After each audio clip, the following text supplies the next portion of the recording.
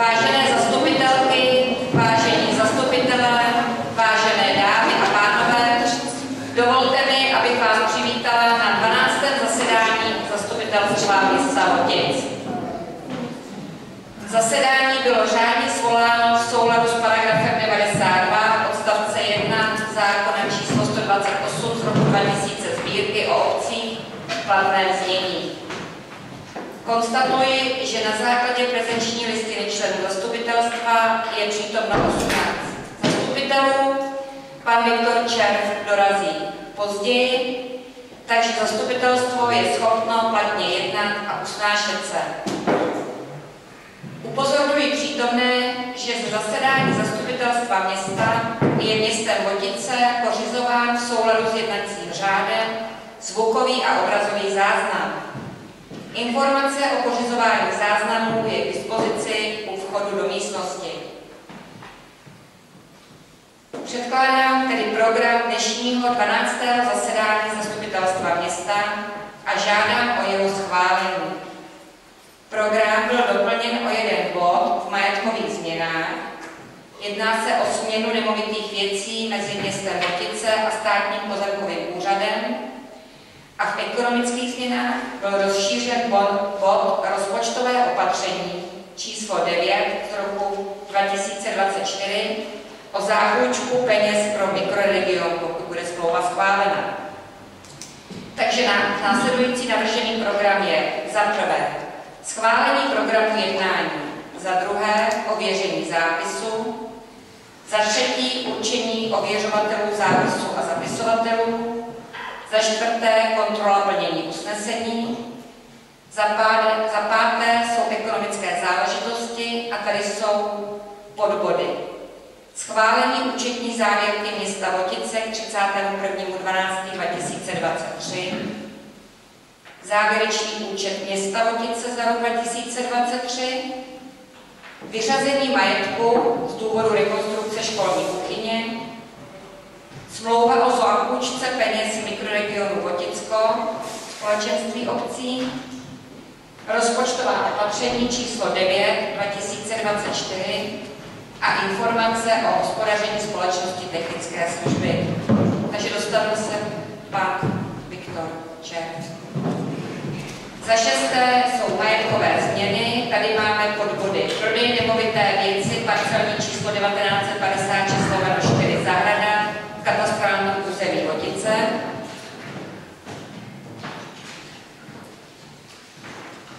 Bezúplatný převod a zřízení věcného práva nemovité věci, parcelní číslo 423/8, ostatní plocha katastrální území Hotice.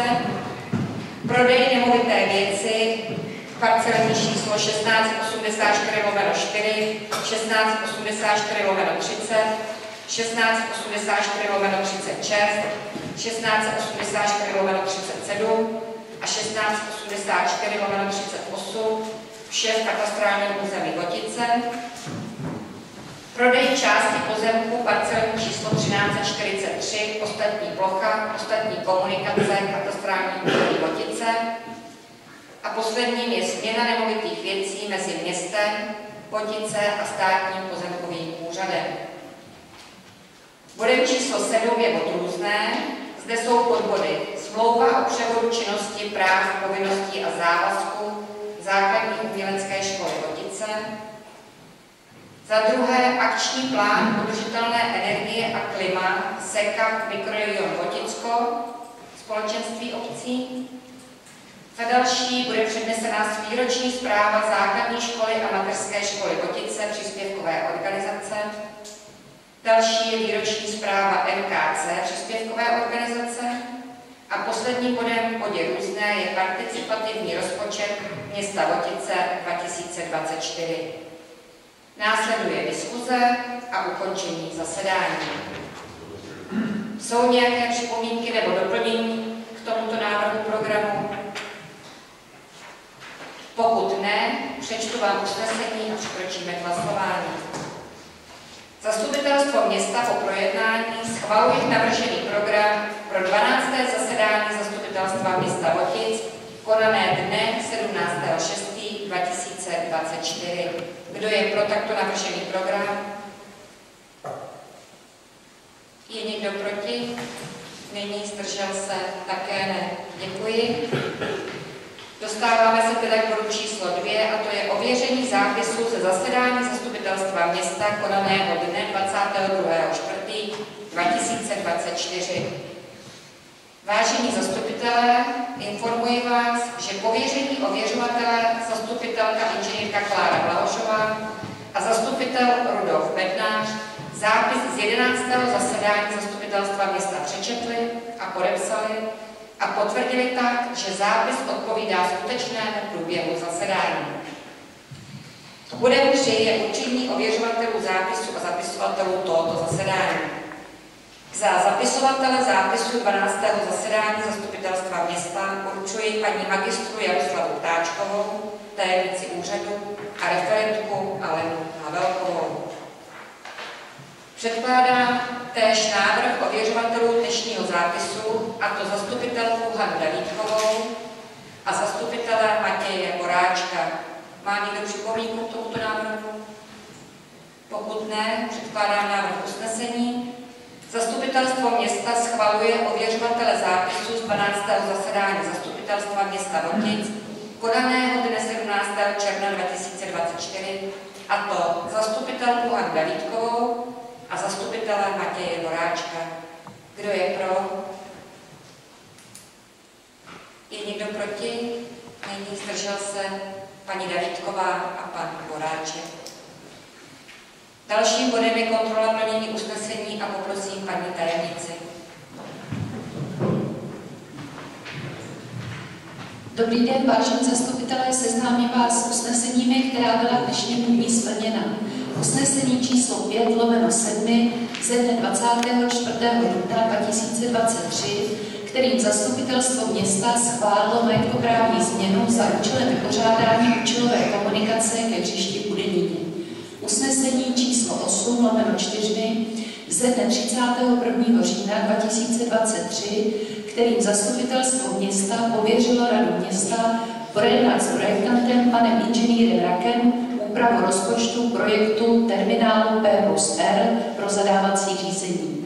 Usnesení číslo 10/8 ze dne 19. února 2024, kterým zastupitelstvo města schválilo smlouvu o finanční zápůjčce ve výši 5 203 726 korun pro dobrovolný svazek obcí mikroregion Džbány. Usnesení číslo 11/3 ze dne 22. dubna letošního roku, kterým zastupitelstvo města nepřijímá nabídku ředitelky základní a mateřské školy Votice k převzetí nepotřebného majetku a souhlasí s jeho vyřazením. Usnesení číslo 11/4 ze dne 22. dubna, kterým zastupitelstvo města schválilo rozpočtové opatření číslo 5/2024. Usnesení číslo 11/5 ze dne 22. dubna, kterým zastupitelstvo města neschválilo nabídku na nákup bytového domu číslo popisné 483 ve Voticích. Usnesení číslo 11/10 ze dne 22. dubna, kterým zastupitelstvo města odvolalo pana Lukáše Pospíšila z funkce předsedy osadního výboru Vestahov a zvolilo předsedkyní paní Lucii Svobodovou. Usnesení číslo 11/11 ze dne 22. dubna, kterým zastupitelstvo města rozhodlo, že se nebude realizovat druhá etapa sanace skládky na Polském vrchu a s tím o souvisejícím nevyužití dotace na tuto akci. Já děkuji paní tajemnici.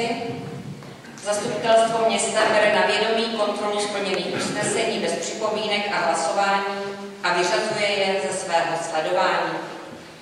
Dalším bodem se dostáváme k ekonomickým záležitostem a prvním bodem je schválení účetní závěrky města Votic k 31.12.23 a poprosím paní Kunešovou. Dobré odpoledne. Vážení zastupitelé, dovolte mi, abych vám přednesla zprávu schválení účetní závěrky města Votice k 31.12.2023.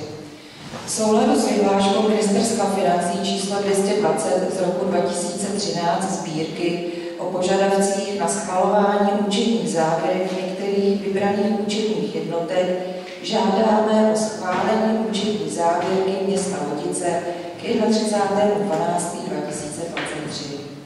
Vyhláška popisuje organizaci schvalování účetní závěrky, jednak její schvalování stanoveným orgánem po skončení roku a jednak činnosti v průběhu účetního období. U obcí je schvalovacím orgánem zastupitelstvo města. Všechny podklady k účetní závěrce, výkazy a zpráva o přezkumu byly zveřejněny se závěrečným účtem na stránkách města a zobrazují účetnictví a finanční situaci účetní jednotky města Vodice. Hospodaření města Vodice za rok 2023 skončilo výsledkem hospodaření po zdanění ve výši 49 314 070 korun. Navrhujeme tento hospodářský výsledek přeúčtovat z účtu 431 výsledek hospodaření ve schvalovacím řízení na účet 432 nerozdělený zisk neuhrazená ztráta minulých let. Tímto vás žádám o schválení účetní závěrky města Vodice sestavené k rozvahovému dni 31.12.2023 a schválení přeúčtování výsledku hospodaření města za rok 2023. Já děkuji paní Konešové. Má někdo připomínky nebo dotazy? Pokud ne, dovolím si přečíst usnesení. Zastupitelstvo města Vodic schvaluje účetní závěrku města Vodic sestavenou k rozvahovému dni 31.12.2023 a přeúčtování výsledku hospodaření města za rok 2023 ve výši 49 314 070 korun na účet nerozdělený zisk neuhrazená ztráta minulých let. Kdo je pro? Je někdo proti? Není. Zdržel se? Také ne. Takže pokračujeme k dalšímu bodu a tím je závěrečný účet města Vodic za rok 2023 a opět požádám paní Konešovou. Po závěrečném přezkoumání města, které bylo provedeno dne 22.3.2024, byl vypracován závěrečný účet města Vodice za rok 2023 a byl řádně vyvěšen na úřední desce i na elektronické úřední desce města Vodice, a to po dobu nejméně 15 dní. Občané měli možnost se k závěrečnému účtu vyjádřit, učinit tak ještě mohou na zasedání zastupitelstva města. Při přezkoumání hospodaření města Vodice za rok 2023 v závěru zprávu auditu Krajského úřadu Středočeského kraje nebyly zjištěny chyby a nedostatky. Takže opět děkuji. Má někdo dotazy k závěrečnému účtu? Pokud ne, přejdeme k usnesení. Zastupitelstva města Vodic schvaluje závěrečný účet města Vodic za rok 2023 bez výhrad. Kdo je pro? Je někdo proti? Není. Zdržel se? Také ne. Takže třetím bodem v ekonomických záležitostech je vyřazení majetku z důvodu rekonstrukce školní kuchyně. Poprosím opět paní Konešovou. Rada města po projednání schválila návrh na vyřazení majetku, který byl radě města předložen dne 6.5.2024. Jedná se o majetek, který byl umístěn ve školní kuchyni. Z důvodu celkové rekonstrukce kuchyně a změny připojení spotřebičů z plynu se přechází na elektrickou energii, byl předložen návrh na vyřazení majetku, jelikož se stává pro potřeby kuchyně nevyhovující. Jedná se o zařízení staré 25 až 30 let. Kuchyně bude vybavena novým zařízením a spotřebiči. Zastupitelstvu města je předkládá návrh na vyřazení majetku, jehož hodnota za kus je vyšší než 20 000 korun.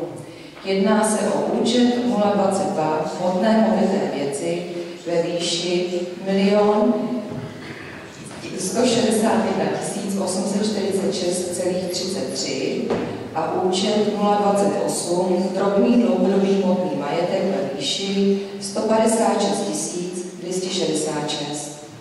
Takže děkuji. Má Má někdo dotaz k vyřazení majetku?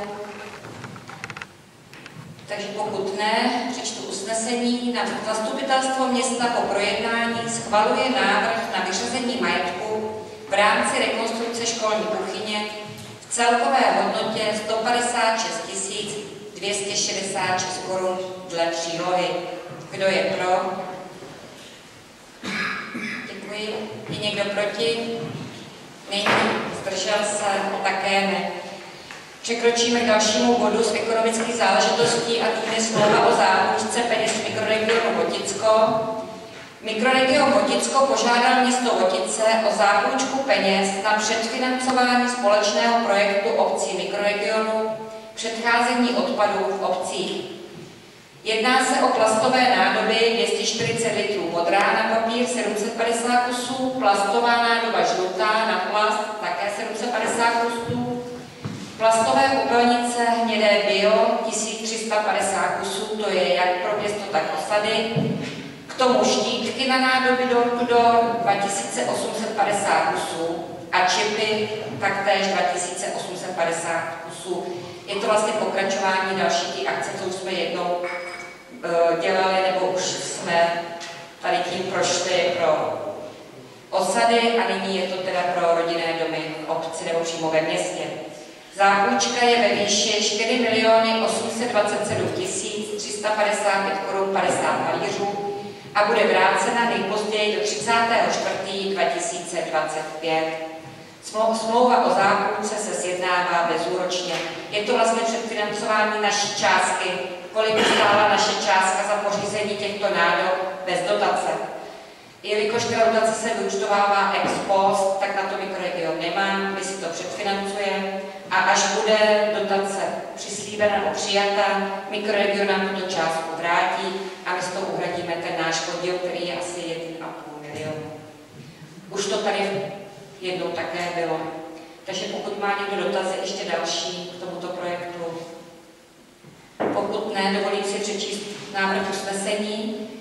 Zastupitelstvo města po projednání schvaluje smlouvu o finanční zápůjčce ve výši 4 827 355 korun 50 haléřů pro mikroregion Voticko společenství obcí Komenského náměstí, to už nemají 700, tak nevím, kolik tam je, Votice, Komenského náměstí 230, 259 01 Votice, IČ 705, 676, 46. Kdo je pro? Je někdo proti? Není, zdržel se? Také ne, děkuji. Tady k tomu teda bude následovat rozpočtové opatření a na rozpočtová opatření se dovolím poprosit paní inženýrku Víkovou. Vážení zastupitelé, dovolte mi představit vám rozpočtové opatření číslo 9. Jedná se celkem o dvě rozpočtové změny. První změnou je pro účtování daně z příjmů za obec. Zde se jedná o navýšení výdajů o částku 1 475 730 korun u paragrafu 6399 a zároveň o navýšení příjmů o tutéž částku 1 475 730 korun a to u položky číslo 1122. Druhou rozpočtovou změnou je již zmíněná zápůjčka mikroregionu Voticko, konkrétně na projekt předcházení vzniku odpadů. Zde se jedná o navýšení výdajů o částku 4 827 355 korun 50 haléřů, konkrétně u paragrafu 3639.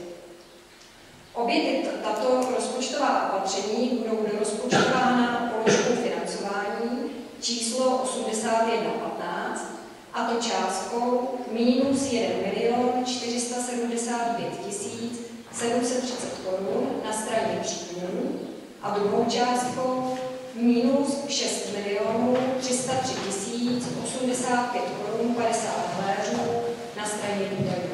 Děkuji za pozornost. Já děkuji inženýrce Míkový. Tak ty položce, teda ty daně z příjmu, bych řekla, že se vlastně jedná jenom o průběžnou položku, protože daň z příjmu právnických osob je podle rozpočtového určení daní celá příjmem naší obce.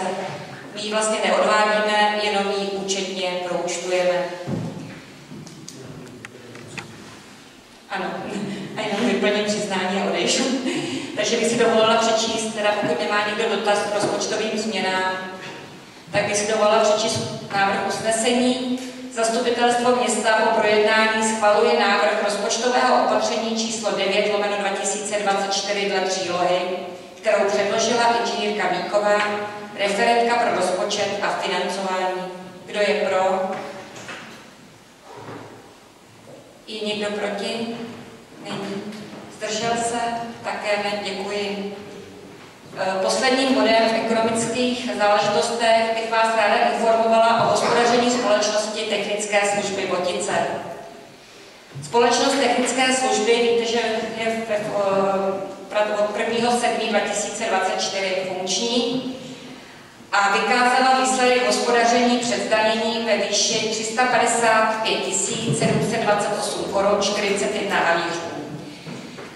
Z tohoto výsledku hospodaření byla odvedena daň ve výši 66 880, tady teda Technické služby jako společnost s rušením omezením daň odvádí, tam si neproučtovávají. A výsledek hospodaření po zdanění je tedy 288 848 korun 41 haléřů. V souladu s ustanovením paragrafu 102 odstavec 2 písmeno C zákona 128/2000 Sbírky o obcích v platném znění je radě obce vyhrazeno rozhodovat ve věcech obce jako jediného společníka obchodní společnosti. Do konce 6. kalendářního měsíce od rozvahového dne, to je 1.1., je povinností schválení účetní závěrky předchozího roku. Rada města Votice tedy 25.2024 na své 39. schůzi schválila účetní závěrku společnosti a rozhodla hospodářský výsledek společnosti Technické služby Votice SRO ponechat společnosti a přeúčtovat na účet nerozdělený zisk, neuhrazená ztráta z minulých let. Má někdo dotaz k informaci o hospodaření technických služeb? Máme tady i pana jednatele.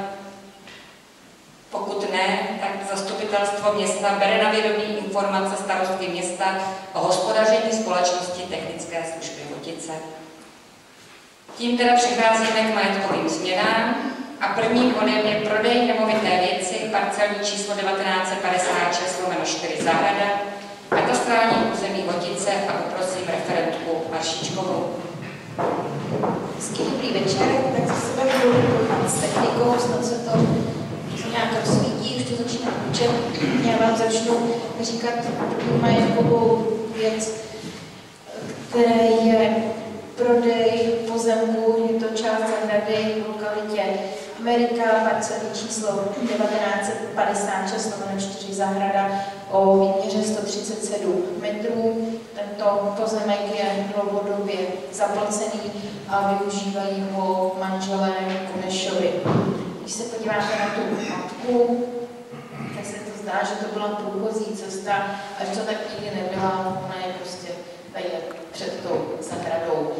Byl vyhlášen záměr prodeje, k němu se přihlásili pouze žadatelé, tedy manželé Kunešovi, souhlasí s cenou ve výši 300 korun za metr čtvereční.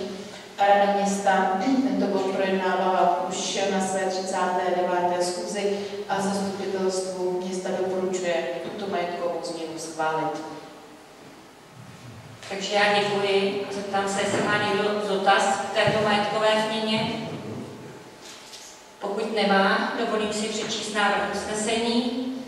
Zastupitelstvo města po projednání schvaluje prodej nemovité věci, parcelní číslo 1956/4 zahrada o výměře 137 m2 za kupní cenu ve výši 300 korun za metr čtvereční do společného jmění manželů Miroslava a Ivany Kunešových, Amerika číslo evidenční 42 Votice. Budoucí nabyvatelé uhradí náklady spojené se smluvní dokumentací a převodem vlastnického práva do katastru nemovitostí. Kdo je pro? Je někdo proti? Není, zdržel se? Také ne, prosím o další majetkovou změnu. Tak druhým bodem je bezúplatný převod pozemku, který vidíte. Jedná se o pozemek, který je v lokalitě fotbalového hřiště ve Vodicích. Město Vodice do budoucna předpokládá, že na něm vznikne areál pro skateparku parku v případě Pamtreku. Po dlouhém vyřizování se nám povedlo tento pozemek přijmout bezúplatně. Společně jsem nám tu smlouvu i posílala v rámci podkladu pro zastupitelstvo. Je tam státní úřad pro zastupování státu věcí majetkových. Současně s tím chce zřídit věcné břemeno. Jedná se tam o to, pokud jste to nepřečetli celé, že město tento pozemek nebude nijak využívat ke své ekonomické činnosti, což samozřejmě z předmětu sportoviště se neuvažuje. Takže jedná se o pozemek 423/8, ostatní plocha v katastrálním území Vodice a je to bezúplatný převod od Úřadu pro zastupování státu ve věcech majetkových. Děkuji. Má někdo dotaz k této majetkové změně? Pokud ne, dovolím si přečíst usnesení. Zastupitelstvo města po projednání schvaluje smlouvu o bezúplatném převodu vlastnického práva k nemovité věci a o zřízení věcného práva číslo UZVSM/SPB/SPV/2024/SPBB. Jehož předmětem je převod vlastnického práva k pozemku parcelní číslo 423/8, ostatní plocha, v katastrálním území Vodice od Úřadu pro zastupování státu ve věcech majetkových. Kdo je pro? Je někdo proti? Není? Zdržel se? Také ne. Poprosím další změnu. Tak další majetková změna je prodej zahrádky. Je to zahrádka takzvaně očíslovaná číslem 1. Pán, který ji udržoval a využíval, neměl zájem o tento prodej, takže byla nabídnuta v rámci vyhlášení záměru. Přihlásili se nám 2 žadatelé. První byl pan Lidkej, jehož nabídka činila 500 Kč za metr čtvereční a druhá se přihlásila paní Misiačiková, která nabídla jako cenu ve výši 710 Kč za metr čtvereční. Na té zahrádce je vybudovaný sklepek, který není předmětem prodeje, vybudoval ho bývalý nájemník a vzájemně byli informovaní, že si prostě nějakým způsobem vypořádají sami. Tady vidíte tu zahrádku z výšky, jedná se o víc parčelových čísel, aby to bylo všechno v pořádku, tak je všechny přečtu. Takže jedná se o parcelní číslo 1684/4, 1684/30, 1684/36, 30/37 a poslední číslo je tam 1684/38, všem katastrální území Vodice a celková výměra této zahrádky je jedna z nejmenších, má 208 metrů čtverečních. Tak Rada města o této majetkoprávní změně jednala a usnesením číslo 39/8 doporučuje zastupitelstvu městu tyto pozemky prodat paní Misiačikové, protože nabídla nejvyšší kupní cenu. Já děkuji. Má někdo dotaz k této majetkové změně v prodeji? Pokud ne, dovolím si přečíst usnesení. Zastupitelstvo města po projednání schvaluje prodej nemovitých věcí 1684/4, 1684/30, 1684/36, 1684/37 a 1684/38 vše v katastrálním území Vodice za kupní cenu ve výši 710 Kč za metr čtvereční do výlučného vlastnictví paní Libušek Misiačkové, Husova 624 Vodice. Budoucí nabyvatelka uhradí náklady spojené s převodem vlastnického práva, smluvní dokumentaci ve výši 2000 Kč, správní poplatek za vklad práva do katastru nemovitostí ve výši taktéž 2000 Kč. Uvedené ceny jsou bez DPH. Kdo je pro? Děkuji. Nikdo proti? Není? Zdržel se? Také ne. A poprosím o přečtení poslední majetkové. Ještě dvě? No pardon, takže předposlední, ano. Poprosím teda ještě. Tak, tady se jedná část pozemku, o kterou požádal pan náš Mucha. Je to část pozemku parcelní číslo 1343, ostatní blok katastrální území Vodice v lokalitě Mladoušov. Územním plánem je pozemek začleněn do bloky dopravní infrastruktury. Místním šetřením bylo zjištěno, že na pozemku v současné době se nejde dostat, tak jak vidíte, je v podstatě celý zaplocený. Na části je pak navazující další hlouka, kde se pasou ovce. Pan Mucha by si chtěl tuto část pozemku, o kterou žádal, přiřadit ke své zahradě, ale bohužel to není možný i z hlediska právního to oddělit, nebo bychom ani nedostali souhlasné stanovisko z odboru územního plánování, protože i město Vodice tak ztratilo přístup ke zbytku toho pozemku. Takže tento bod projednávala i Rada města na své 39. schůzi a zastupitelstvo městu nedoporučuje schválit tento prodej části pozemku. Děkuji. Má někdo dotaz? Pokud ne, přečtu usnesení. Zastupitelstvo města po projednání neschvaluje prodej části pozemku parcelní číslo 1343 v katastrálním území Vodice. Kdo je pro? I někdo proti? Není, zdržel se? Také ne. A nyní krata poslední. Poslední bod je schválení žádosti o směnu státního pozemkovým úřadem.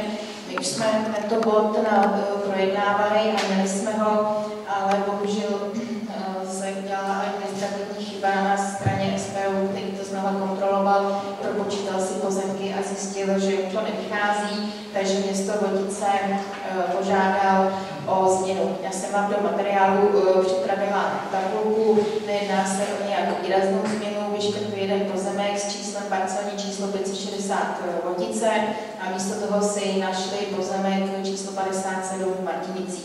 To znamená, že město Vodice dostane stejné pozemky, o které žádali, to jsou ty 3 tady na sklánce a zbytek graficky vidíte znázorněny v mapkách.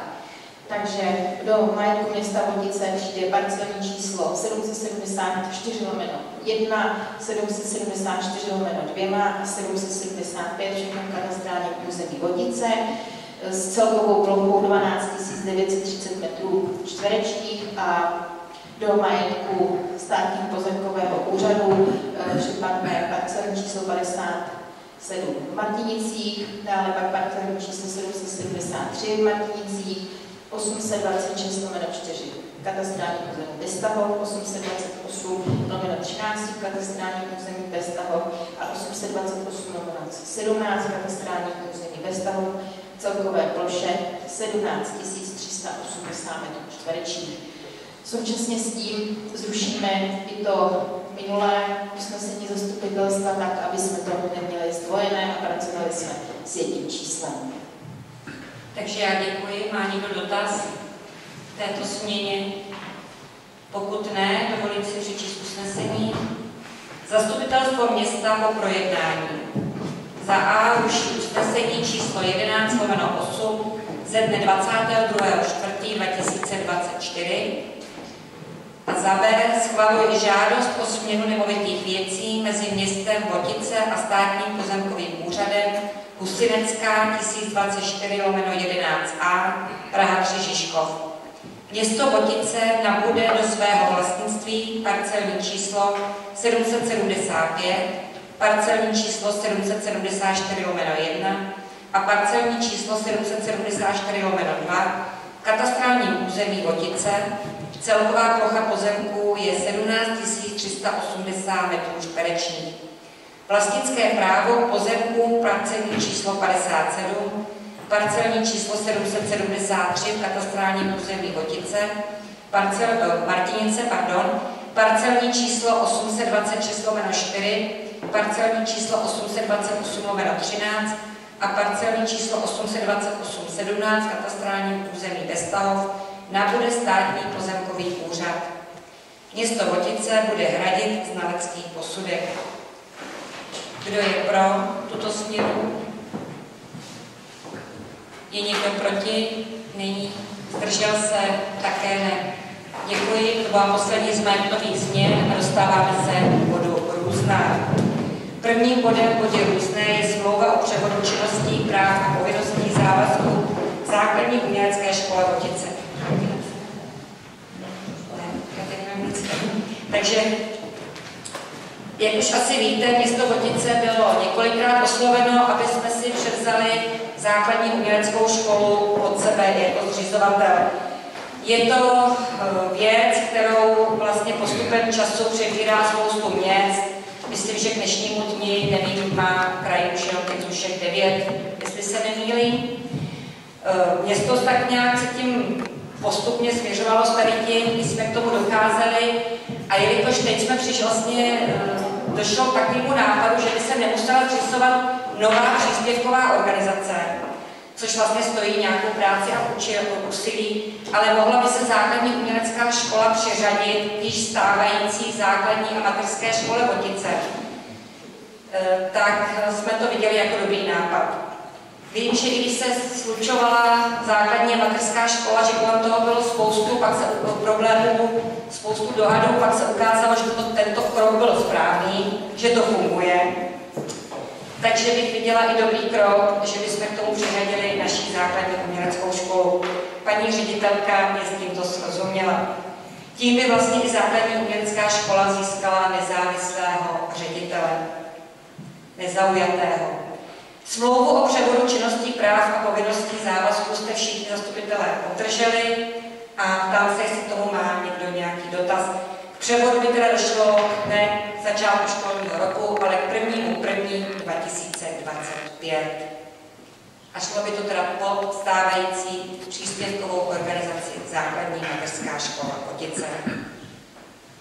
Takže ptám se zastupitelů. Ano. Já jsem se jenom chtěl zeptat té smlouvy, což ta smlouva je smlouva, dobře, ale že by se nedostali k tomu žádný jako nějaký ekonomickou rozvahu, kolik nás to bude stát, co to přinese, jak tam Už jsme to řešili na tom pracovním, co nás to bude stát. Základní umělecká škola nám platí asi 80 Kč nájem ročně, takže 8. Co jsem řekla? Aha, pardon, 80 000 to by bylo málo. 80 000, jinak je základní škola soběstačná. Viděli jsme ekonomickou rozvahu na kraji, škola si vydělá na sebe jak na pořízení nových hudebních nástrojů, tak si je schopna vydělat na energii. A platy učitelů samozřejmě jdou, ty neplatí. Takže vlastně, co je pro nás 80 000 nájem ztráta. Dobrá, ještě jsem se chtěl teda zeptat, ještě byla tam ta myšlenka, že když budeme přebírat školu, takže kraj nám jakoby nabízel i střední školu. Nebylo to přímo za to, je to myšlenka, která vlastně neusnula. K tomu bych asi poprosila paní Láru Blahožovou, střední škole, nebo ty o tom chceš mluvit o střední škole. Já jenom teda, co bych předeslala, tato myšlenka je stále, že bychom ji tady chtěli, ale musí to být analýza. Tak ano. Tak střední škola zde v 60. letech fungovala, víme to, a tou myšlenkou, že by se středoškolské vzdělávání ve Voticích obnovilo, se zabýváme již několik let, nakonec pan místostarosta to ví, s paní ředitelkou základní školy to bylo, nebo je to zpětně čile komunikováno. Nedá se říci, že by nám byla krajským úřadem střední škola nabídnuta. Měli jsme tam ty možnosti projednávat a vůbec se seznámit s tím a s těmi procesními záležitostmi, které jsou s tím spojené. Byly nám doporučeny určité kroky, které chceme samozřejmě postupně naplnit a prvním z těch kroků je analýza.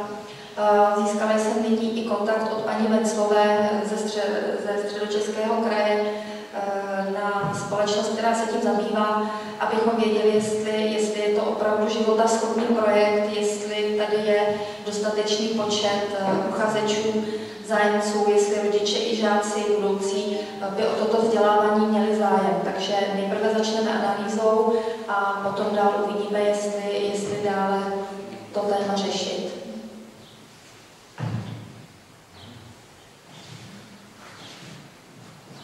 Tak ještě, jestli má někdo dotaz. Pokud ne, tak bych si dovolila přečíst usnesení.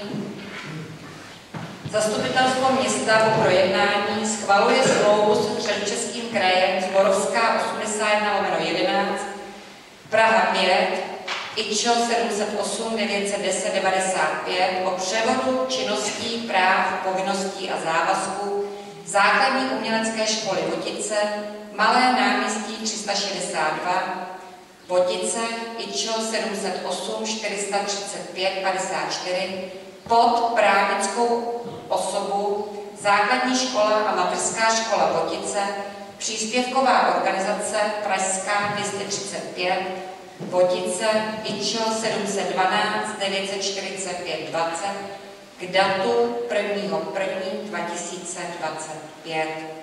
Kdo je pro? Je někdo proti? Zdržel se? Děkuji. Ještě k tomuto bodu, já bych si dovolil popřát paní ředitelce Marce Kratochvílové hodně sil a energie a šťastnou ruku v tom, aby ta situace, která na základní umělecké škole je a není dobrá, já úplně nejsem v tom problému v detailu, ale vím, že tam ty vztahy lidské nejsou úplně v pořádku a že na prvním místě by vždycky měly být ty děti, které do ty školy chodí a když se tam handrupují prostě ti dospělí, které mají vychovávat, tak si myslím, že to není úplně dobré. Nechci být soudcem, kdo za to může, ale doufám, že tento krok sklidní tu situaci a ta škola bude fungovat tak, jak historicky v klidu a velmi dobře fungovala. Takže to je velmi důležité a právě proto já jsem hlasoval pro to, protože důvěřuji paní ředitelce, že tu situaci zvládne. Hodně sil. Tak to samozřejmě i asi za nás všechny, paní ředitelkou, jsme to všechno konzultovali a bez jejího nějakého souhlasného stanoviska jsme to asi do toho netlačili. Takže dalším bodem je schválení akčního plánu udržitelné energie a klima SECAP mikroregion Voticko. Společenství obcí, rozsáhlý dokument jste obdrželi do materiálu. Celý dokument byl představen a schválen na členské schůzi mikroregionu Voticko v Jankově dne 13.10.23 a celý je zveřejněný na stránkách mikroregionu, včetně navržených adaptačních opatření. Jedná se vlastně o strategický dokument v oblasti obnovitelných zdrojů, hospodaření v lesích, hospodaření s půdou, je tam zahrnuto i odpadové hospodářství. Některé dílčí úkoly vlastně obce už začínaly plnit. Požádali jsme o instalaci fotovoltaiky, některé obce vlastně třídění bioodpadu a hospodaření regenerativním. Zemědělci začínají využívat regenerativní hospodaření, zalesňuje se po kůrovcových kalamitách. Má někdo ještě dotazy k tomuto akčnímu plánu? Pokud ne, navrhuji usnesení.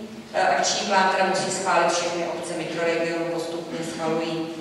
Zastupitelstvo města Votic po projednání schvaluje SECAP, akční plán pro udržitelnou energii a klima mikroregionu Voticko jako závazný strategický dokument. Kdo je pro? Je někdo proti?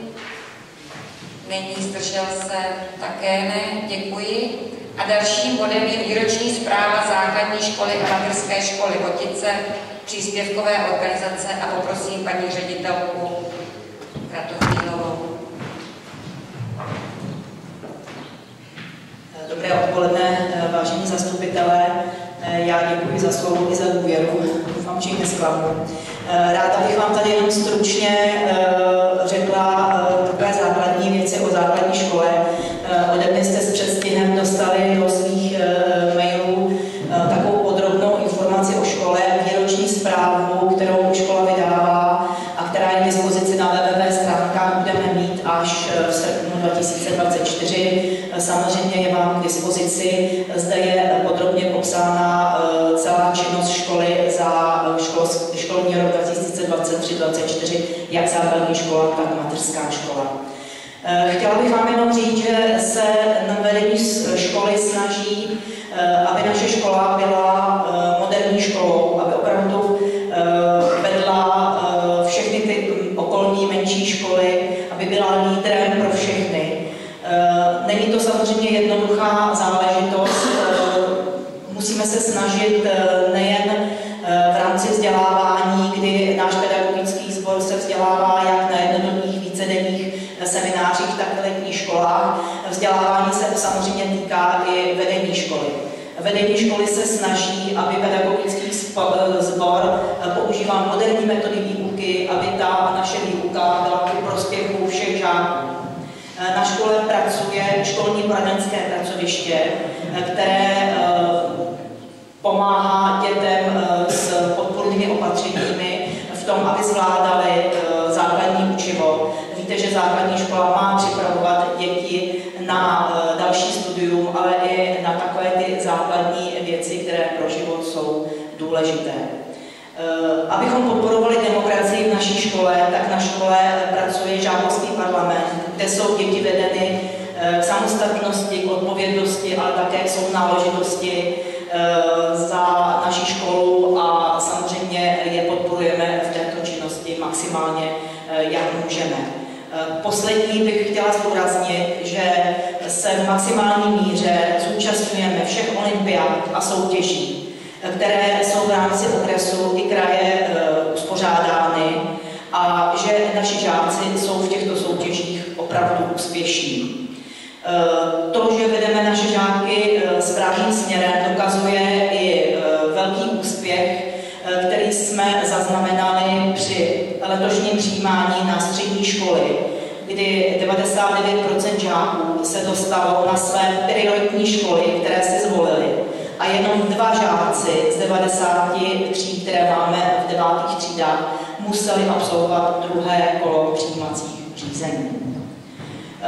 Škola neustále svoji činnost evaluuje. To znamená, že neusneme na vavřínek, ale že stále zdokonalujeme své metody a svoji práci a že si i z školního rozpočtu platíme další testování žáků, abychom si ověřovali, že to, kam školu vedeme a jaká je naše vize, je správná a že jdeme správným směrem. To je asi vše. Kdybyste cokoliv potřebovali, tak se neváhejte na mě obrátit. Děkuji. Já děkuji paní ředitelce za výroční zprávu základní a mateřské školy Votice a tuto zprávu zastupitelstvo města bere na vědomí. Dalším bodem je výroční zpráva MKC a poprosím paní místostarostku. Já děkuji, já přemýšlím, jestli se dal ten dotaz práce možná, protože máme pěkný čas, tak jsem se rozhodla, že pustím prezentaci. Chtěla bych poděkovat kolegům zastupitelům. Vím, že ta diskuze kolem převodu základní umělecké školy nebyla jednoduchá. Jsem ráda, že jsme se takto většinově na tom shodli a věřím tomu, že i v čase se u vás, kteří máte určité pochybnosti, ukáže, že to rozhodnutí je správné a že o těch situacích, které v té škole vzniknou a můžou vzniknout kdykoliv, v jakékoliv organizaci, je dobré si rozhodovat a řešit je v místě, kde ta škola je. A věřím tomu, věřím paní ředitelce, že vše zvládne. Takže také přeju hodně sil a věřím tomu, že už o základní umělecké školy nic negativního neuslyšíme.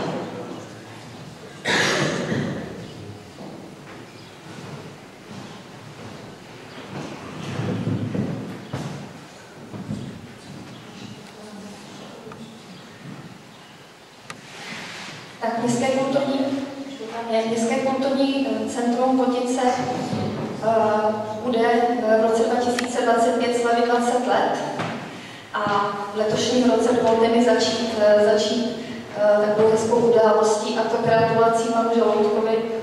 U té příležitosti vznikla fotografie všech zaměstnanců kolegů Městského kulturního centra, kterou jsme nikdy takto společnou neměli, takže vlastně můžete vidět náš kolektiv. Je to muže strní, Honzík uprostřed a kolem něj ženy. Chtěla bych poděkovat svému kolektivu hned na úvod za to, že v Městském kulturním centru pracují, za to, že máme tak dobré kolegiální vztahy. Moc si toho vážím, protože díky vám, mým kolegům, může ta organizace dobře fungovat. Můžete si všimnout, že se nám kolektiv obohatil o 2 dámy. V knihovně nám pracuje na dětském oddělení nově Lucka Vyhnalová. Možná už víte, už jsou to 2 roky. A letos v březnu nastoupila paní Nováková jako posila do knihovny a děkuji moc dámám, paní Zelenková, paní Kramperové za to, že zůstali a že stále nám poskytují cenné rady a pomoc. Děkuji moc. Takže takto je to personálnímu zabezpečení Městského kulturního centra, s kterým jste měli možnost se seznámit. Asi můžeš, Honzo, pokračovat dál. Víme, že Městské kulturní centrum zaštiťuje služby knihovnické, zaštiťuje služby turistického informačního centra, provoz kláštera, který dobře znáte, a také provoz kina a samozřejmě stará se o kulturu jako takovou. Asi nemá význam vyjmenovat vám všechny kulturní akce, které tady probíhají. Vy je dobře znáte, takže tam jsou jenom nějaké ukázky. Máme zde události tradiční, jako je Ples města kladení věnců, tradiční soutěž Vodické talenty, která probíhá letošní rok, ročník už byl 30. První, pan místostarosta byl u jejího zrodu, takže Vodické talenty stále žijí. Tak. Mám z toho radost, i tam právě v této soutěži je významná spolupráce se základní uměleckou školou, která věřím tomu, že bude pokračovat.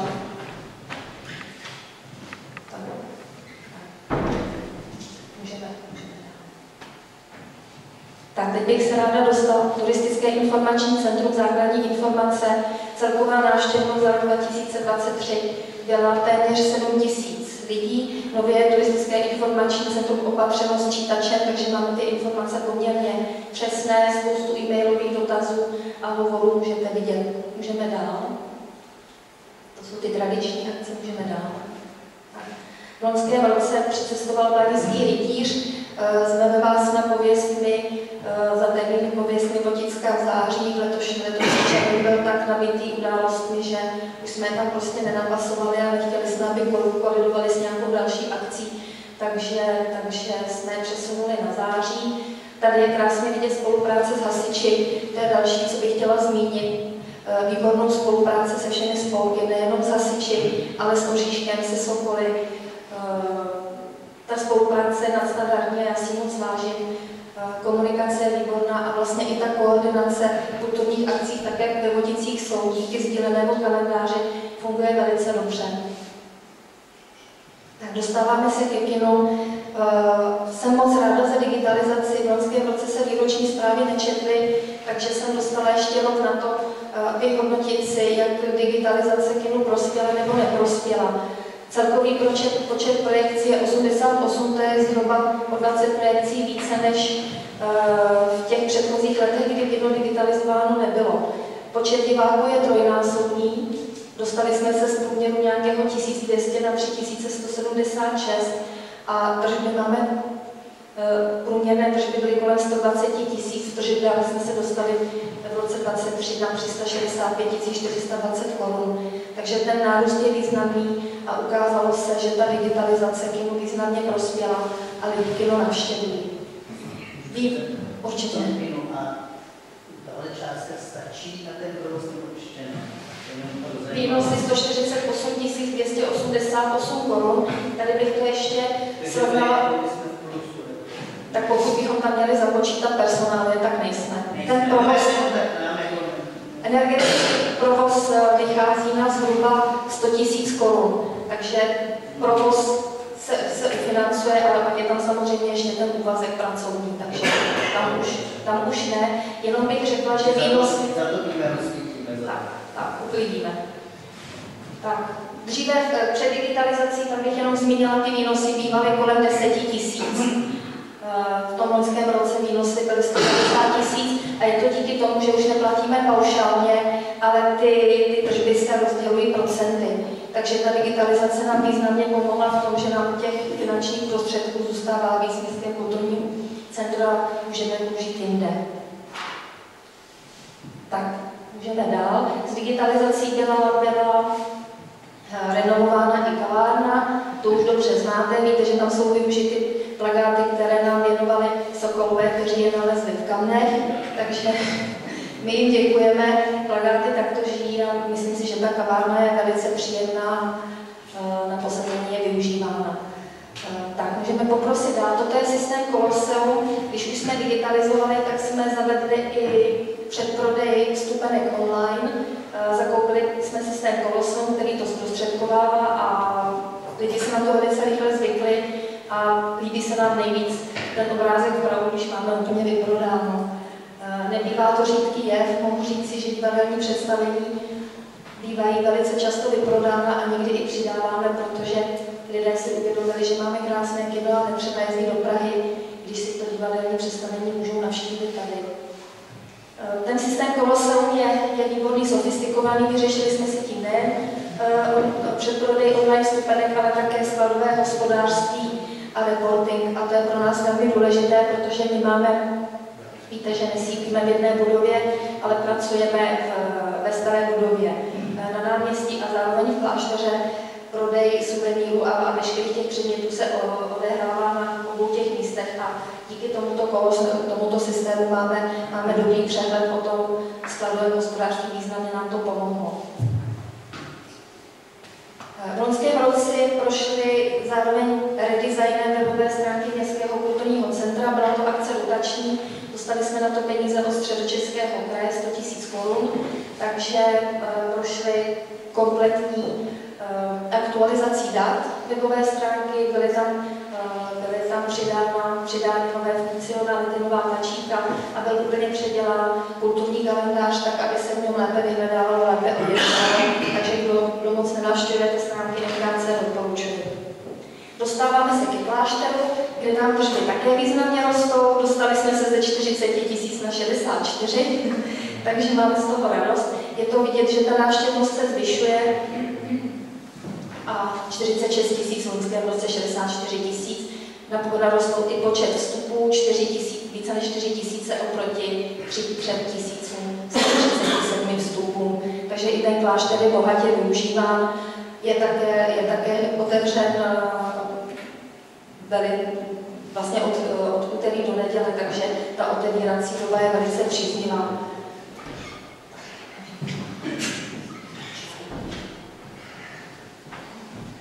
Tak, tady je zhruba přehlídka aktivit, které se v klášteře odehrávají. Je to skutečně hodně akcí, celkem 124 kulturních, společenských, ostatních akcí, přednášek. Ukázky plakátů, můžeme dál. Srdečně zvu na pohádkové léto, kdo máte děti, vnoučata, choďte, v loňském roce bylo odehráno 9 pohádek, klášter navštívilo více než 800 dětí. Teď už bylo trošku slabší, protože nám nevycházelo počasí, hodně pršelo, takže jsme vyhráli 7 představení, které vidělo 131 lidí. Tak doufám, že ten letošní rok bude trochu lepší. Víme, že klášter využívají i poradny, sociální služby, když popojedeme dál, takže ty zde také fungují. Už jsme našli i systém spolupráce mezi Městským kulturním centrem a právě těmi sociálními službami, takže vše dobře funguje, už si všechno sedlo a v klášteře vše dobře běží. Dostáváme se k Votickým novinám. Chtěla bych přizvat, kdo bude chtít přispívat do Votických novin, vítáme každého psavce, přijďte naše Votické noviny obohatit. Votické noviny vychází v nákladu 1100 kusů a víte, že stojí stále stejně 10 korun, to asi měnit ani do budoucna nějak neplánujeme. Náklady na tisk 335 000. Výnosy 389 000, celkový počet prodaných výtisků v loňském roce skoro 20 000. Dostáváme se ke knihovně, velice důležité části organizace Městského kulturního centra. Musím říct, že dámy v knihovně se velmi snaží udržet čtenáře, dělají pro to maximum, aby se ve Voticích četlo a čte se. Takže celkový počet výpůjček v roce 2023 byl skoro 30 000 na dospělém oddělení, 23 190 a na dětském 4 122. Ty děti je ještě asi potřeba k tomu čtení trošku více přitáhnout. Počet čtenářů 811, z toho 573 dospělých, 238 dětí. Já bych chtěla ještě poděkovat paní Zelenkové za perfektně fungující mezivýpůjční službu. Pokud to nevíte, budete-li chtít knihu, která se zde ve Votické knihovně nenachází, paní Zelenková vám ji prostě sežene. Tak. Dostáváme se k rozpočtu. V roce 2023 Městské kulturní centrum hospodařilo s rozpočtem 7 183 580 korun, a to včetně mzdových a provozních nákladů za kino, knihovnu a klášter. Náklady na živou kulturu, na kulturní akce z toho byly 1 160 000 korun, výnosy ze vstupného 309 000 plus kino 345 000 korun. Když se podíváme na plně dotované kulturní akce, tak jsou to svatováclavské slavnosti přes 500 000. Už to je neudržitelné, musíme už trošku přidat na ně. Na rozsvícení vánočného stromu Porcinkule, Den dětí. Tam bych chtěla poděkovat všem sponzorům, protože sponzoři přispívají jak hmotnými, tak finančními dary, jak na ples města, tak na Den dětí, a za to já moc děkuju. Tak, můžeme dál. Tak a to jsem hovořila o těch sponzorských darech. Na Den dětí v roce 2023 jsme dostali 14 500 korun, to většinou dokážeme utratit za skákací hrady. Takže já bych chtěla všem poděkovat, že protože ve Voticích zachováváte přízeň, a můžu říct, že ta návštěvnost je dobrá, jsme spokojeni. Děkujeme za to, že navštěvujete také knihovnu a těšíme se na vás na kulturních akcích, které plánujeme a už vlastně probíhají v tom roce letošní. Pokud byste potřebovali informaci, přijďte do informačního centra, tam nabízíme také spoustu služeb, těšíme se na příspěvky do novin a ještě jednou děkujeme všem sponzorům, všem podnikatelům za vaše dary, které nám vždycky pomohou tu kulturní událost trochu vylepšit. Takže děkuji. Ještě máme. Chci zeptat, jestli jste nepřemýšleli, kino vlastně nejvíc vysílá ve čtvrtek, a když je třeba letní kino, tak ve čtvrtek až to vlastně až od 9 hodin, že by se to přesunulo na pátek, nebo pátek jsou. Můžeme zkusit. Takže že by se vlastně ty příjmy k nim mohly zvýšit, protože třeba já bych osobně xkrát šla na film, ale představa, že ráno stánu v 5 hodin a kino skončí v kolik skončí. My jsme to řešili a my jsme i jeden čas pátek promítli. Můžeme to vyzkoušet, my jsme to i zkoušeli, jeden čas zpátky promítat, ale to zase potom lidi říkají, že třeba vyjíždějí jinam, ale už je to pár let zpátky a je možné, že se ta situace změnila, takže můžeme to vyzkoušet a uvidíme. Můžu se střídat s Januškou třeba ústupu. Tak to my tě bereme za slovo. Naučíme tě stahovat pro vymouště. Štěpán Koustup, nebudeš mít zdarma. Já mám dotaz jenom ještě, jestli nezvažuje MKC třeba v budoucnu mít nějakou alternativu třeba v rámci slavností za ohňostroj, třeba něco třeba jako videomapping nebo něco takového. Vím, že to je třeba otázka peněz, ale... Je to určitě otázka peněz.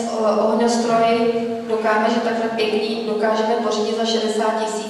U solidního videomappingu jsme na 150. Ten videomapping je opravdu drahý, nehledě na to, že na tom náměstí nemáme ani vhodnou budovu, kde by na to, co opravdu zajímavou vysokou budovu, kde by se to dalo realizovat, a to úplně na náměstí nemáme.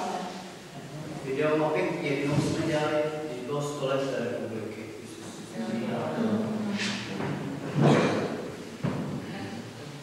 Myšlenka dobrá, ale drahá. Ne, já jako přemýšlím třeba ještě o nějaké jiné alternativě, třeba, protože já jsem jako celkem v půlce. Nebo jsou ty ohňostroje bezhlukový, ale taky.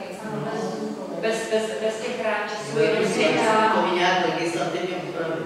A nevládní jsou ty rány pro zvířata nebo pro pejsky, ale je to jenom světlo.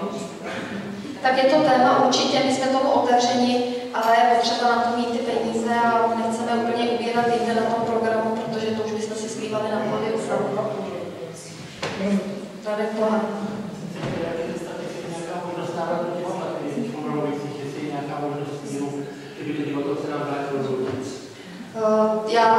Ty mluvíš o směru, já tady v žádném boji nejsem. Jednalo se o využití kinosálu na zkoušení, byla dána nabídka, byly možnosti, bohužel nebyla dostačující, abych je ještě zmínila.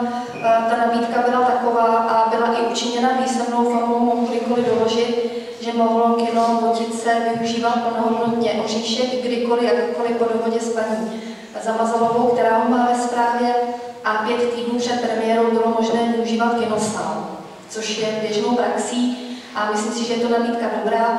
O tom, že já tedy jsem z divadla Votice Vesmíru, jistě hovoří i fakt, že mají stále své rekvizity v domu vedle kyně, který je jim k dispozici a který využívají, mají od toho klíče.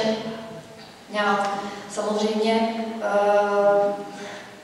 tam nečiním žádné v tom kroky, aby si je dali pryč, přestože bychom ten domek potřebovali, ale chápu tu situaci. A co se týká hraní divadla, paní Jaruška Vikšmídová Votické divadelníky zvala několikrát, nabízela termíny, ale bylo to v podstatě odmítnuto, pak už s námi nebylo ani komunikováno, nevíme proč. Takže to, jestli se sem Votické divadlo vrátí, je plně rozhodnutí divadla Votic. Já jsem měla schůzku s panem Tomešem a také s paní Piškovou, které jsou součástí divadelního spolku. Vedli jsme velice hezkou příjemnou komunikaci, takže tam opravdu žádný spor není. A pan Tomeš nám řekl, že by si rád termín představení v podzimních měsících domluvil. Řekl, že za mnou přijde, takže samozřejmě ať přijde, pokud bude termín volný a nebude kolidovat s nějakou jinou akcí, tak tady Votické divadlo bude vždycky vítáno. Vždycky bylo a vždycky bude.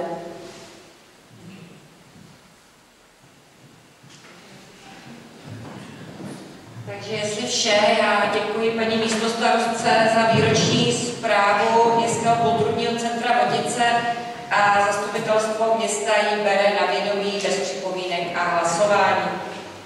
Dalším bodem je participativní rozpočet města Votice 2024.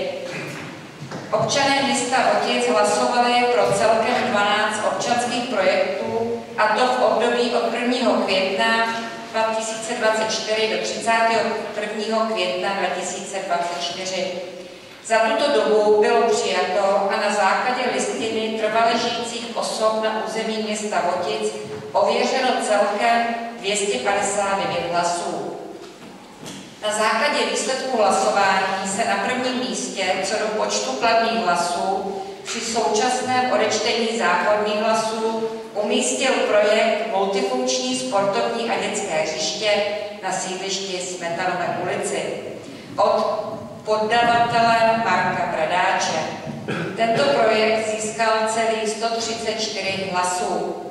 Na druhém místě se umístil projekt posezení a odpadkové koše a lavičky u cyklostezky od paní Martiny Kraftové. Ten získal 78 hlasů. A pomyslné stupně vítězů se dostal ještě projekt Umělá ledová plocha na bruslení od Lucie Krumnerové a tento projekt získal 74 hlasů. Má někdo dotaz ještě participativního rozpočtu? Pokud ne, měli bychom tedy schválit vítězný projekt a jeho realizaci. Takže navrhuji usnesení. Zastupitelstvo města po projednání schvaluje jako vítězný projekt participativního rozpočtu města Votic pro rok 2024 projekt podavatele Marka Bradáče s názvem Multifunkční sportovní a dětské hřiště sídliště Smetanova, který v hlasování občanů Votic s trvalým bydlištěm na území města starší 15 let získal nejvíce hlasů. Kdo je pro? Je někdo proti? Není? Zdržel se také ne. Ještě teda doplní paní místostarostka.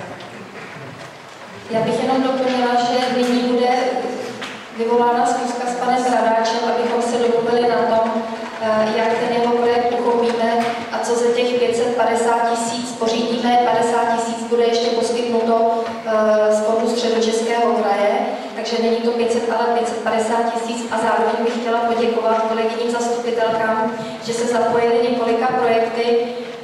Ono nám to vždycky pomůže otevřít oči v tom, co by tedy nejen veřejnost, ale i zastupitelé chtěli, ale myslím si, že vaše projekty určitě nejsou odsouzeny k zániku právě proto, že jste zastupitelky, tak můžeme si myslím, některé, které nejsou finančně náročné, připravit.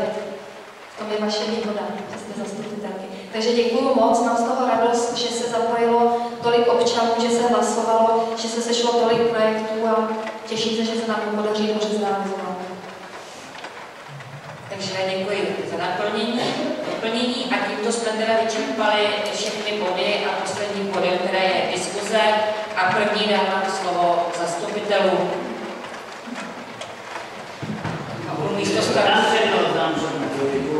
Já jsem měl chtěl poděkovat za odstranění odfrézování těch mařusů dětského hřištěte, co tam je, a ještě jsem chtěl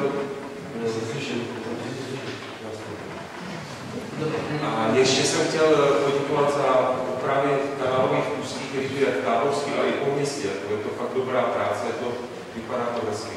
Děkuju. Já také a předávám slovo. Vážené kolegyně, vážení kolegové, dámy a pánové, využívám této příležitosti, abych vám oznámil, že jsem se rozhodl ke dni 30.6. rezignovat na post místostarosty města Hotic. Toto své rozhodnutí jsem zvažoval již delší dobu, protože nebylo vůbec jednoduché. Důvodů, proč opouštím funkci místostarosty je více, dovolím si alespoň s některými vás seznámit. V radě se rozhoduje o běžném chodu města, některých investicích a do určité míry i o městském úřadu. Pro svá rozhodnutí jsem vždy potřeboval maximum dostupných informací a rozhoduji se na základě faktů s ohledem na zájmy Hotic. Dnes si v některých případech nejsem jistý, zda má městská rada všechny dostupné podklady k dispozici. Rada je podle mého názoru od toho, aby v diskuzi hledala ty nejsprávnější řešení a rozhodovala padni komu padni. To je bez ohledu, o koho jde, ale především o co jde. Připomínky a dotazy ode mě jsou opakovaně považovány za kritiku či útok na projednávanou záležitost či na osobu předkladatele. Myslím, že každý, co něco předkládá ke schválení, musí být připraven čelit otázkám kolegů a zodpovídat se členům rady nebo zastupitelstva, což jsem po celé své působení v komunální politice dělal.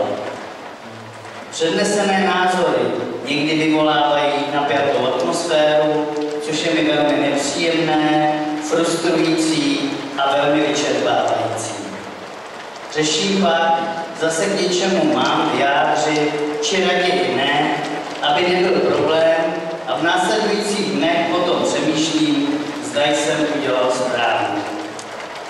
Městský úřad ve Vodicích se v minulosti pomáhal etablovat na úřad s rozšířenou působností. Vážím si všech kvalifikovaných, poctivých a ochotných úředníků, kteří zde pracují. Vždy jsem jim však vštěpoval, že na prvním místě je občan. Chcete-li člověk, co si na úřad přichází vyřídit své záležitosti.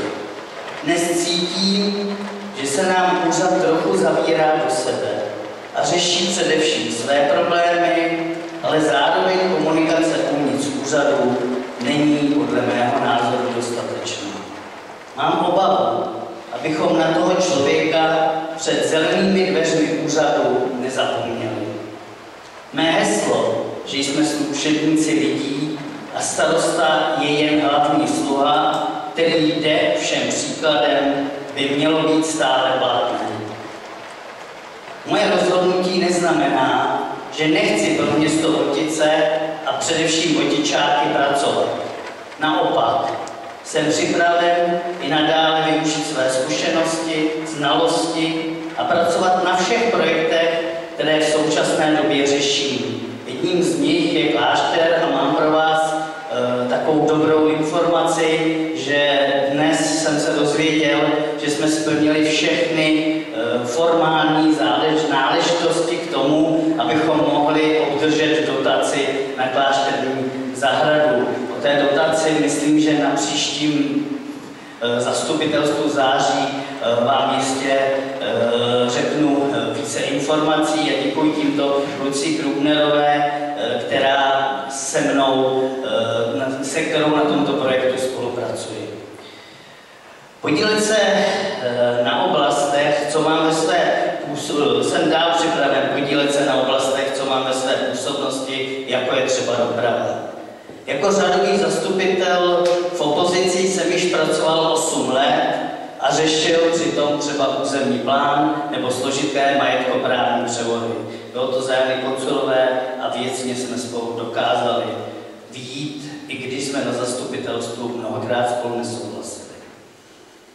Je na vás, kolegyně a kolegové, jak moji nabídku využijete. Děkuji všem, kteří se mnou po dobu místostarostování spolupracovali, především však úředníkům Městského úřadu Votice a mikroregionu Voticko, protože nikdy to pro ně nebylo vůbec jednoduché.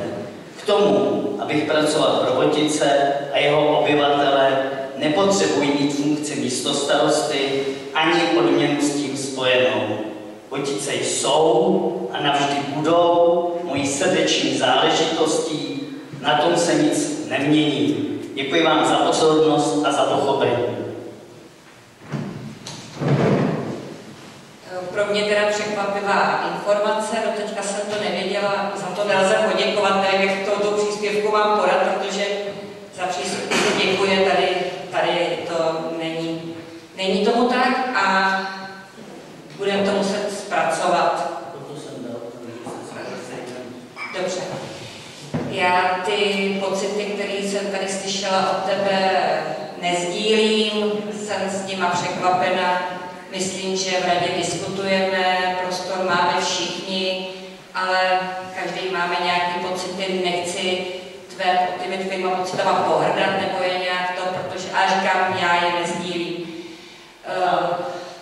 Takže ještě někdo další něco do diskuze? Známe se spoustu let a děkuji ti za tvoji práci, především, že jsme ORP.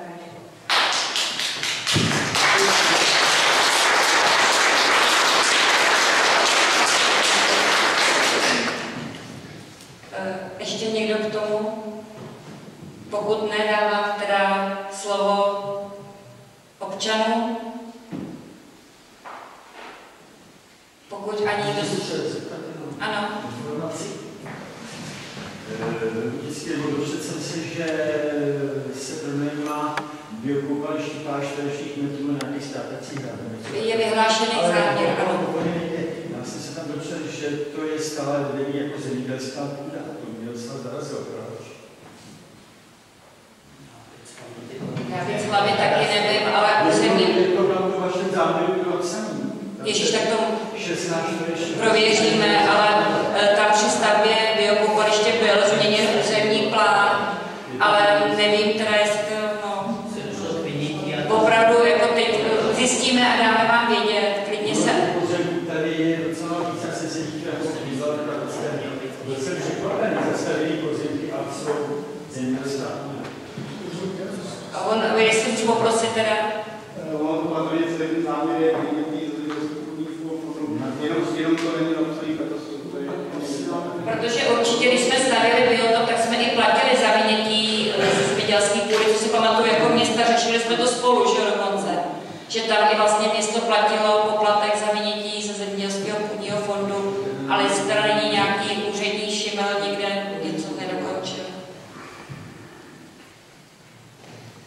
Takže tohle ještě prověříme. Ještě Ještě někdo další má dotaz? Pokud ne, tak teda ukončuji 12. zasedání Zastupitelstva města Vodice a přeju klidný zbytek dnešního dne. Naschledanou.